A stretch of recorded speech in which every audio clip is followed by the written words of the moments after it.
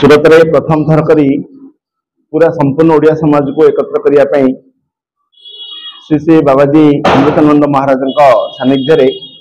7 दिन व्यापी श्रीमद भागवत कथा अमृत हवाक जाऊँगी 22 तारीख आरंभ हो 28 तारीख शेष हवाक अमृतमय भागवत कथार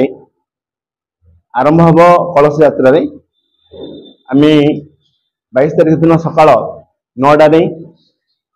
उदना पांडसारा मध्य दक्षेश्वर मंदिर कलश यात्रा आरंभ हम एवं यह चिकुवाड़ी दक्षेश्वर नगर चिकुवाड़ी आमर सोनाल सोसाइटी मध्य सुमन स्टेडियम विजयनगर थी सुमन स्टेडियम शेष हम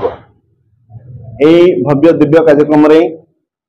संपूर्ण ओडिया समाज सूरत में बसवास कर अमरोल ठू नहीं सचिन पर्यंत एवं कड़दर नहीं आम डुमस पर्यंत समस्त भाई मान पूर्ण सहयोग अच्छी व्यवस्था बहुत सुंदर कराई सुदर्शन भाई समस्ते मिसिकी बहुत सुंदर व्यवस्था कर संपूर्ण ओडिया समाज को एकत्रित करवा जगन्नाथ संस्कृति को पुणी थे पुनस्थापित कर आम भितर एक जगन्नाथ संस्कृतिर एक भाईचारा सृष्टि करने उद्देश्य ये कार्यक्रम कराउछि आध्यात्मिक एवं सामाजिक अनुष्ठान हो कार्यक्रम समस्ते जोड़ी हुई भव्य दिव्य करवा एवं सुंदर करवा ये उद्देश्य आज पुणी एक बैठक होमर आर्गस न्यूज माध्यम आम समस्त निवेदन करुँ कार्यक्रम अधिक अधिक संख्या आसतु 7 दिन धरी जो जीवन परिवर्तन जो मूड अच्छी